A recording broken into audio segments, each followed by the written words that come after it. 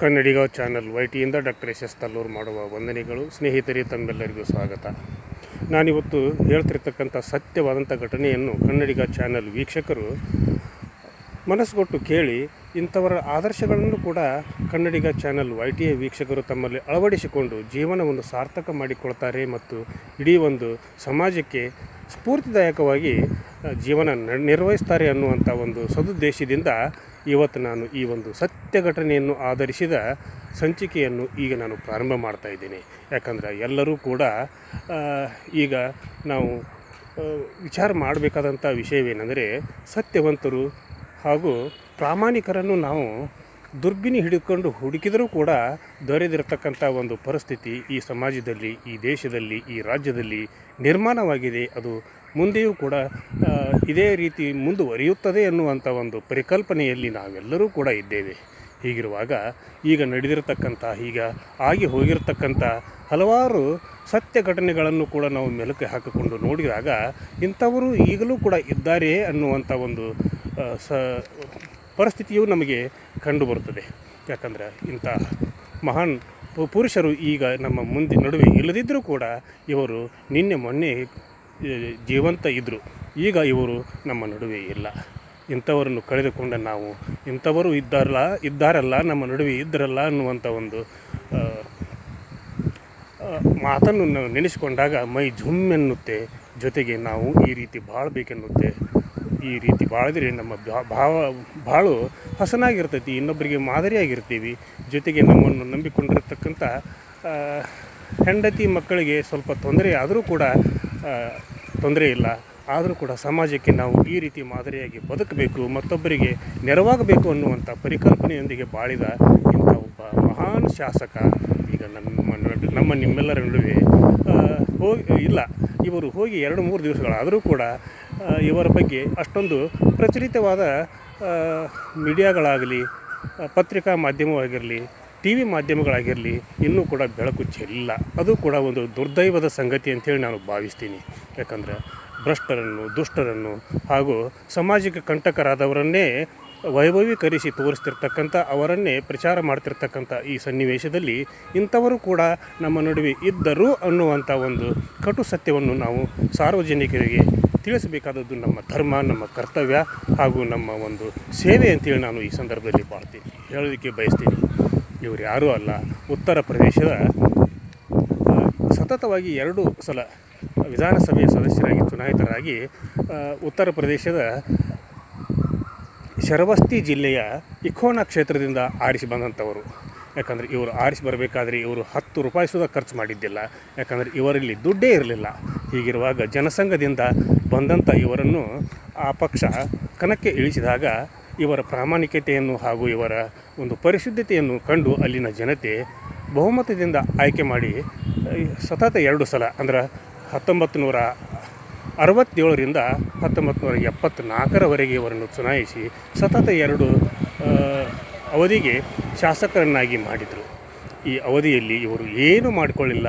ತಮ್ಮಷ್ಟಕ್ಕೆ ತಾವೇ ಜನರ ಸೇವೆಯನ್ನು ಮಾಡ್ತಾ ಜನಸೇವೆಯಲ್ಲೇ ಜನಾರ್ದನ ಸೇವೆಯನ್ನು ಕಂಡು ಇವರು ತಮ್ಮ 2 ಸಲ ಆರಿಸಿ ಬಂದಂಥ ಅವಧಿಯಲ್ಲಿ ಸಾರ್ವಜನಿಕರಿಗೆ ತನ್ನ ಕೊಡುಗೆಯನ್ನು ನೀಡಿದರು, ಸಾರ್ಥಕವಾದ ಸೇವೆಯನ್ನು ಮಾಡಿದರು. ಇವರ ಸಾರ್ಥಕವಾದ ಸೇವೆಗೆ ಇವತ್ತು ನಾವು ಈ ರೀತಿಯಾಗಿ ಇವರನ್ನು ಕಾಣಬೇಕಾಗಿರ್ತಕ್ಕಂಥ ದುರ್ದೈವದ ಪರಿಸ್ಥಿತಿ ನಾವು ಎದುರು ನೋಡಬೇಕಾಯಿತು. ಯಾಕಂದರೆ ಸತತವಾಗಿ 2 ಸಲ ಆರಿಸಿ ಬಂದರೂ ಕೂಡ ಇವರಲ್ಲಿ ಚಿಕಿತ್ಸೆಗಾಗಿ ದುಡ್ಡಿರಲಿಲ್ಲ. ಇವರು ತಮ್ಮ ಮಕ್ಕಳಿಗೆ ಹೆಚ್ಚಿನ ಒಂದು ವಿದ್ಯಾಭ್ಯಾಸವನ್ನು ಕೂಡ ಕೊಡಿಸಲಿಲ್ಲ. ಯಾಕಂದರೆ ಹೆಚ್ಚಿನ ವಿದ್ಯಾಭ್ಯಾಸ ಕೊಡಿಸಲಿಕ್ಕೆ ಇವರಲ್ಲಿ ದುಡ್ಡು ಕೂಡ ಇರಲಿಲ್ಲ.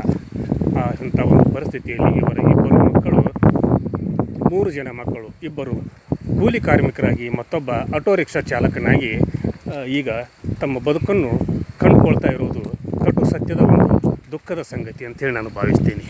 ಹೀಗಿರುವಾಗ ಇಂಥವರು ನಮ್ಮ ನಡುವೆ ಇದ್ದಾರಲ್ಲ ಅನ್ನುವಂಥ ಒಂದು ಪರಿಕಲ್ಪನೆಯನ್ನು ನಾವು ಕಂಡುಕೊಂಡಾಗ ನಮ್ಮ ಜೀವನಕ್ಕೆ, ನಮ್ಮ ದಾರಿಗೆ ಏನೋ ಒಂದು ಎಡವಿದಂಥ ಆಗ್ತೈತಿ, ಮನಸ್ಸಿಗೆ ಆಗ್ತೈತಿ ಅನ್ನುವಂಥ ಭಾವನೆಯಲ್ಲಿ ನಾನು ಇವತ್ತು ಈ ಸಂಚಿಕೆಯನ್ನು ಮಾಡುವಾಗ ಗದ್ಗತಿಕನಾಗಿ ಮಾತನಾಡ್ತಾ ಇದ್ದೇನೆ. ಈಗ ಕರ್ನಾಟಕದ ರಾಜಕಾರಣವನ್ನೇ ತೆಗೆದುಕೊಳ್ಳೋಣ. ಇಲ್ಲಿಯ ಶಾಸಕರು, ಮಂತ್ರಿಗಳು ಅವರಲ್ಲಿ ಕೆಲವರ ಹೆಸರನ್ನು ಮಾತ್ರ ನಾನು ಈ ಸಂಚಿಕೆಯಲ್ಲಿ ತೆಗೆದುಕೊಳ್ಳೋದಕ್ಕೆ ಬಯಸ್ತೀನಿ. ಸುಮಾರು ಸಾವಿರಾರು ಕೋಟಿ, ನೂರಾರು ಕೋಟಿ ಒಡೆತನದ ಮಾಲೀಕರಾಗಿರ್ತಕ್ಕಂಥ ಸುಕ್ಕದ ಸುಪ್ಪತ್ತಿಗೆಯಲ್ಲಿ ತೇಲಾಡುತ್ತಿರ್ತಕ್ಕಂಥ ಶಾಸಕರನ್ನು, ಸಚಿವರನ್ನು ಕೂಡ ಈಗ ನಾವು ನಮ್ಮ ಕಣ್ಮುಂದೆ ನೋಡ್ತಾ ಇದ್ದೇವೆ. ಅವರನ್ನು ನಾವು ಈಗಲೂ ಕೂಡ ನಮ್ಮ ನಡುವೆ ಅವರು ಇದ್ದಾರೆ. ಹೀಗಿರುವಾಗ ಈಗ ನಮ್ಮ ರಾಜ್ಯದ ಉಪಮುಖ್ಯಮಂತ್ರಿಗಳಾದ ಡಿ ಕೆ ಶಿವಕುಮಾರ್ ಅವರು, ಎನ್.ಎ. ಹ್ಯಾರಿಸ್ ಅವರು, ಮುನಿರತ್ನರವರು ಹಾಗೂ ಪಕ್ಕದ ಕಾರವಾರ ಜಿಲ್ಲೆಯ ಆರ್ ವಿ ದೇಶಪಾಂಡೆಯವರಂಥವರು ಈಗ ಇವರು ನೂರಾರು ಕೋಟಿ, ಸಾವಿರಾರು ಕೋಟಿಯ ಒಡೆಯರಾಗಿದ್ದಾರೆ. ಹೀಗಿರುವಾಗ ಇವರಿಗೆ ಎಲ್ಲಿಂದ ಬಂತು ಹಣ ಅಂತಂದು ಕೇಳಿದರೆ, ಇವರಿಗೆ ತಮ್ಮ ಆದಾಯದ ಮೂಲಗಳನ್ನು ನಾವು ಉದ್ಯಮಿಪತಿಗಳಾಗಿದ್ದೇವೆ, ನಾವು ಸಾಕಷ್ಟು ವ್ಯವಹಾರಗಳನ್ನು ಮಾಡ್ತೀವಿ, ಆ ಮೂಲದಿಂದ ನಮಗೆ ಹಣ ಬಂದಿದೆ ಅಂತ ಹೇಳ್ತಾರೆ. ಇವರು ಸತತವಾಗಿ ಆರಿಸಿ ಬರ್ತಿರ್ತಕ್ಕವರು. ಹೀಗೆ ಬರ್ತಿರ್ತಕ್ಕಂಥ ಇವರಿಗೆ ಈಗ ಈ ಹಣದ ಮೂಲ ಎಲ್ಲಿಂದ ಬಂತು ಹಾಗೂ ಈ ಹಣವನ್ನು ಯಾವ ರೀತಿ ನೀವು ಗಳಿಸಿದ್ರಿ ಅನ್ನುವಂಥ ಪರಿಸ್ಥಿತಿಯನ್ನು ನಾವು ಅವಲೋಕನವನ್ನು ಮಾಡಿಕೊಳ್ಬೇಕು. ಜೊತೆಗೆ ಈಗ ಇರ್ತಕ್ಕಂಥ ಹಲವಾರು ಜನ ಪ್ರಾಮಾಣಿಕರನ್ನು, ಸತ್ಯಸಂಧರನ್ನು ಕೂಡ ನಾವು ಜ್ಞಾಪಿಸ್ಕೊಳ್ಬೇಕು.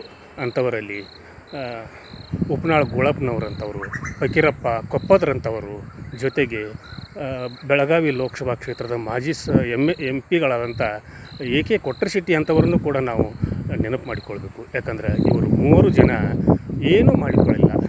ಸತತವಾಗಿ ಇವರು ಆರಿಸಿ ಬರ್ತಾ ಇದ್ದರೂ ಕೂಡ ಇವರು ತಮ್ಮ ಊರಿನಲ್ಲಿ ತಮ್ಮ ಇರ್ತಕ್ಕಂಥ ಒಂದು ಮನೆ ಹಾಗೂ 2 ಎಕರೆ ಜಮೀನನ್ನು ಹೊರತುಪಡಿಸಿ ಇವರು ಯಾವತ್ತೂ ಕೂಡ ಏನನ್ನೂ ಕೂಡ ಗಳಿಸಲಿಲ್ಲ, ಸಾಧಿಸಲಿಲ್ಲ. ಇವರು ತಮ್ಮ ಅಧಿಕಾರದ ಉದ್ದಕ್ಕೂ ಕೂಡ ಸಮಾಜ ಸೇವೆಗಾಗಿ, ಬಡವರ ಒಳಿತಿಗಾಗಿ, ಬಡವರ ಕಲ್ಯಾಣಕ್ಕೋಸ್ಕರ ಇವರು ತಮ್ಮನ್ನು ತಾವು ತೊಡಗಿಸಿಕೊಂಡು ಸಮಾಜಕ್ಕೆ ಒಂದು ಮಾದರಿಯಾಗಿ ಬದುಕಿದರು ಅನ್ನುವಂಥ ಒಂದು ಮಾತನ್ನು ಕೂಡ ಈ ಸಂದರ್ಭದಲ್ಲಿ ನಾನು ಹೇಳಲಿಕ್ಕೆ ಬಯಸ್ತೀನಿ. ಹೀಗಿರುವಾಗ ಇಂಥವರ ನಡುವೆ ಇಂಥ ಶ್ರೀಮಂತರು, ಕೋಟ್ಯಾಧಿಪತಿಗಳು, ಸಾವಿರಾರು ಕೋಟಿಯ ಒಡೆಯರು ಕೂಡ ನಮ್ಮ ನಡುವೆ ಇದ್ದಾರೆ. ಅವರು ಯಾವುದಾದ್ರೂ ಮೂಲದಿಂದ ಸಂಪತ್ತನ್ನು ಗಳಿಸಲಿ, ಅದಕ್ಕೆ ಅವರು ಸರಿಯಾದ ಮಾರ್ಗದಿಂದ ಗಳಿಸಿದರೆ ಅವರಿಗೂ ಒಂದು ಶ್ರೇಯಸ್ಕರ, ಸಮಾಜಕ್ಕೂ ಒಂದು ಶ್ರೇಯಸ್ಕರ, ಅವರು ಇರ್ತಕ್ಕಂಥ ಒಂದು ಕ್ಷೇತ್ರಕ್ಕೂ ಕೂಡ ಶ್ರೇಯಸ್ಕರ ಅನ್ನುವಂಥ ಭಾವನೆಯೂ ಕೂಡ ಜನರಲ್ಲಿ ಉಂಟಾಗ್ತೈತಿ. ಹೀಗಿರುವಾಗ ಈಗ ಈ ಒಂದು ಸಂಚಿಕೆಯಲ್ಲಿ ನಾನು ಹೇಳ್ತಿರ್ತಕ್ಕಂಥ ಈ ಒಬ್ಬ ಪುಣ್ಯಾತ್ಮನ ಹೆಸರು ಭಗವತಿ ಪ್ರಸಾದ್ ರಾವ್ರವರು ಸತತವಾಗಿ 2 ಸಲ ವಿಧಾನಸಭಾ ಸದಸ್ಯರಾದರೂ ಕೂಡ ಏನೂ ಸಂಪಾದನೆಯನ್ನು ಮಾಡಲಿಲ್ಲ, ಸಾಧಿಸಲಿಲ್ಲ. ಅವರು ತಮ್ಮ ಜೀವಿತಕ್ಕೆ ಎಷ್ಟು ಬೇಕು ಅಷ್ಟು ಹಣವನ್ನು ಕೂಡ ಗಳಿಸಲಿಲ್ಲ. ಅಂಥ ಒಂದು ಸಾರ್ಥಕವಾದ ಜೀವನವನ್ನು ಸಾಗಿಸಿ ಸಮಾಜಕ್ಕೆ ಹಾಗೂ ಅವರ ಕ್ಷೇತ್ರಕ್ಕೆ ಒಳ್ಳೆಯ ಕೊಡುಗೆಯನ್ನು ನೀಡಿ ಬಡವರ ಜೊತೆಗೆ ಬಡವರಂತೆಯೇ ಬಾಳಿ ಅವರು ಇವತ್ತು ಇಹಲೋಕ ತ್ಯಜಿಸಿದ್ದಾರೆ. ಹೀಗಿರುವಾಗ ಇವರಿಗೆ ಕೊನೆಯ ದಿನಗಳಲ್ಲಿ ಇವರು ತಮ್ಮ ಒಂದು ಶಾಸಕ ಪೆನ್ಷನ್ ಬರ್ತೈತಿಲ್ಲ, ಅಂಥ ಒಂದು ಪೆನ್ಷನ್ದಲ್ಲಿ ಜೀವನ ಸಾಗಿಸ್ತಿದ್ರು. ಜೊತೆಗೆ ಇನ್ನೂ ಕಷ್ಟ ಬಂದಾಗ ಅವರು ಒಂದು ಟೀ ಅಂಗಡಿಯನ್ನು ತೆಗೆದರು, ಒಂದು ರಸ್ತೆಯ ಪಕ್ಕದಲ್ಲಿ ಟೀ ಅಂಗಡಿಯನ್ನು ತೆಗೆದರು. ಸಾರ್ವಜನಿಕರಿಗೆ ಟೀ ಮಾರಿ ಜೀವನವನ್ನು ಮಾಡ್ತಾಯಿದ್ರು. ಹೀಗಿರುವಾಗ ಇಂಥವರು ಕೂಡ ನಮ್ಮ ನಡುವೆ ಇದ್ದರಲ್ಲ ಅನ್ನುವಂಥ ಒಂದು ಹೆಮ್ಮೆಯ ಭಾವನೆ ನಮ್ಮಲ್ಲಿ ನಡುವೆ ಉಂಟಾಗುವುದು ಏನು ಸುಳ್ಳಲ್ಲ. ಕೊನೆಗೆ ಇವರನ್ನು ಸರ್ಕಾರಿ ಆಸ್ಪತ್ರೆಗೆ ಇವರು ದಾಖಲಾದಾಗ ಅಲ್ಲಿ ಸೂಕ್ತವಾದ ಸೌಲಭ್ಯಗಳು ಇರಲಿಲ್ಲ. ಇಂಥ ಪರಿಸ್ಥಿತಿಯಲ್ಲಿ ಅಲ್ಲಿ ಇರ್ತಕ್ಕಂಥ ಪತ್ರಕರ್ತರು ಅಲ್ಲಿಯ ಆಸ್ಪತ್ರೆಯ ಸಿಬ್ಬಂದಿಗಳನ್ನು ವಿಚಾರಿಸಲಾಗಿ ಅವರಿಗೆ 2 ಸಲ ಶಾಸಕರಾದಂಥವರಿಗೆ ನೀವು ಯಾವ ರೀತಿ ಟ್ರೀಟ್ಮೆಂಟ್ ಕೊಡ್ತಾಯಿದ್ದೀರಿ, ಅವರಿಗೆ ಒಂದು ಒಳ್ಳೆಯ ಟ್ರೀಟ್ಮೆಂಟ್ ಕೊಡಿರಿ, ನಿಮಗೆ ಗೊತ್ತಾಗೋದಿಲ್ಲೇನು, ಈ ರೀತಿಯಾಗಿ ಅವರು ಆ ಒಂದು ಆಸ್ಪತ್ರೆಯ ಸಿಬ್ಬಂದಿಗಳಿಗೆ ಕಟುವಾಗಿ ಮಾತನಾಡಿದಾಗ ಅವರಿಗೆ ಒಂದು ಒಳ್ಳೆಯ ಉಪಚಾರವನ್ನು ನೀಡಬೇಕಾದರೂ ಕೂಡ ಅಲ್ಲಿ ಸರಿಯಾದ ಸೌಲಭ್ಯಗಳಿರಲಿಲ್ಲ. ಹೀಗಿರುವಾಗ ಈ ಸೌಲಭ್ಯ ವಂಚಿತ ಸರ್ಕಾರಿ ಆಸ್ಪತ್ರೆಗಳಲ್ಲಿ ಅವರು ತಮ್ಮ ಕೊನೆಯುಸಿರನ್ನು ಎಳೆದರು ಅನ್ನುವಂಥ ಒಂದು ದುಃಖಕರ ಸಂಗತಿಯನ್ನು ಈ ಸಂದರ್ಭದಲ್ಲಿ ನಾನು ಹೇಳಲಿಕ್ಕೆ ಬಯಸ್ತೀನಿ. ಯಾಕಂದರೆ ಯಾವುದೇ ಪರಿಸ್ಥಿತಿಯಲ್ಲೂ ಕೂಡ ಈಗ ಒಮ್ಮೆ ಶಾಸಕರಾದರೆ 500 ಕೋಟಿ, 1000 ಕೋಟಿ, ಮಂತ್ರಿಗಳಾದರೆ 1000 ಕೋಟಿ, ಸಾವಿರಾರು ಕೋಟಿ ಒಡೆಯರಾಗ್ತಾರೆ, ಸಾಕಷ್ಟು ಸಂಪಾದನೆಗಳನ್ನು ಮಾಡ್ತಾರೆ, ಹಲವಾರು ಉದ್ಯಮಗಳನ್ನು ಸ್ಥಾಪಿಸ್ತಾರೆ, ಭವ್ಯವಾದ ಅರಮನೆಯಂಥ ಬಂಗಲೆಗಳನ್ನು ನಿರ್ಮಿಸಿಕೊಳ್ತಾರೆ, ಸಾವಿರಾರು ಎಕರೆ ಜಮೀನನ್ನು ಹೊಂತಾರೆ. ಅವರ ಮಕ್ಕಳನ್ನು ಇಂಜಿನಿಯರಿಂಗು, ಮೆಡಿಕಲ್ಲು ಹಾಗೂ ಇನ್ನಿತರ ಹೆಚ್ಚಿನ ಒಂದು ವಿದ್ಯಾಭ್ಯಾಸಕ್ಕಾಗಿ ವಿದೇಶಗಳಿಗೂ ಕಳಿಸಿ ಅವರ ವಿದ್ಯಾಭ್ಯಾಸವನ್ನು ಕೂಡ ಮಾಡಿಸ್ತಾರೆ. ಹೀಗಿರುವಾಗ ಈ ಒಂದು ಸಂದರ್ಭದಲ್ಲಿ ಈ ಒಬ್ಬ ವ್ಯಕ್ತಿ ಇವರು ಶಾಸಕರಾದರೂ ಕೂಡ ಏನು ಮಾಡ್ಕೊಳ್ಳಲಿಲ್ಲ ಅಂತ ಒಬ್ಬ ಶಾಸಕನಿಗೆ ಕನ್ನಡಿಗ ಚಾನಲ್ YTಯ ಮುಖಾಂತರ ನಾನು ಶ್ರದ್ಧಾಂಜಲಿಯನ್ನು ಸಲ್ಲಿಸಲಿಕ್ಕೆ ಬಯಸ್ತೀನಿ. ಇವರೇ ಭಗವತಿ ಪ್ರಸಾದ್ ರಾವ್. ಭಗವತಿ ಪ್ರಸಾದ್ ರಾವ್ ಅವರು ನಮ್ಮ ನಡುವೆ ಇಲ್ಲದಿದ್ದರೂ ಕೂಡ ಅವರ ಆದರ್ಶಗಳನ್ನು ನಾವು ನಮ್ಮ ಜೀವನದಲ್ಲಿ ಅಳವಡಿಸಿಕೊಳ್ಳೋಣ. ಅವರನ್ನು ನಾವು ನಮ್ಮಂತೆ ನಮ್ಮ ಜೀವನದಲ್ಲಿ ಅಳವಡಿಸಿಕೊಂಡು ಅವರ ಕಾರ್ಯಚಟುವಟಿಕೆಗಳನ್ನು ಕೂಡ ನಾವು ನಮ್ಮ ಸಾರ್ವಜನಿಕರಿಗೆ, ಸಮಾಜಕ್ಕೆ ನೀಡೋಣ ಅನ್ನುವಂಥ ಒಂದು ಕಳಕಳಿಯ ಮನವಿಯೊಂದಿಗೆ ಇವತ್ತಿನ ಸಂಚಿಕೆಯನ್ನು ಇಲ್ಲಿಗೆ ಮುಗಿಸುವುದಕ್ಕಿಂತ ಪೂರ್ವದಲ್ಲಿ ಕನ್ನಡಿಗ ಚಾನಲ್ YT ಇದು ನಿಮ್ಮೆಲ್ಲರ ಚಾನಲ್ಲು, ಸಮಸ್ತ ಕನ್ನಡಿಗರ ಚಾನಲ್ಲು. ಕನ್ನಡಿಗ ಚಾನಲ್ YTಗೆ ಇಲ್ಲಿಯವರೆಗೆ ಯಾರು ಸಬ್ಸ್ಕ್ರೈಬ್ ಆಗಿಲ್ವೋ ಪ್ರತಿಯೊಬ್ಬರು ಕೂಡ ಸಬ್ಸ್ಕ್ರೈಬ್ ಮಾಡಿರಿ, ಶೇರ್ ಮಾಡಿರಿ, ಲೈಕ್ ಮಾಡಿರಿ. ನಿಮ್ಮ ಈ ಕಮೆಂಟನ್ನು ನನ್ನ ಜೊತೆಗೆ ಹಂಚ್ಕೊಳ್ರಿ. ಹಾಗೂ ಈ ಸಂಚಿಕೆಯನ್ನು ಆದಷ್ಟು ಮಟ್ಟಿಗೆ ನಿಮ್ಮೆಲ್ಲ ಗುಂಪುಗಳಿಗೆ ಕಳಿಸಿ ಎಲ್ಲರಿಗೂ ಕೂಡ ಈ ಒಬ್ಬ ಮಹಾ ವ್ಯಕ್ತಿಯ ಒಂದು ಪರಿಚಯವನ್ನು ಮಾಡಿಸಿಕೊಡ್ತೀರಾ ಅನ್ನುವಂಥ ಒಂದು ಮನವಿಯೊಂದಿಗೆ ಇವತ್ತಿನ ಸಂಚಿಕೆಯನ್ನು ಮುಗಿಸುತ್ತೇನೆ. ನಾಳಿನ ಸಂಚಿಕೆಯೊಂದಿಗೆ ತಮ್ಮ ಜೊತೆಗೆ ಹಾಜರಾಗ್ತೀನಿ. ಅಲ್ಲಿಯವರೆಗೂ ನನ್ನ ನಮಸ್ಕಾರ.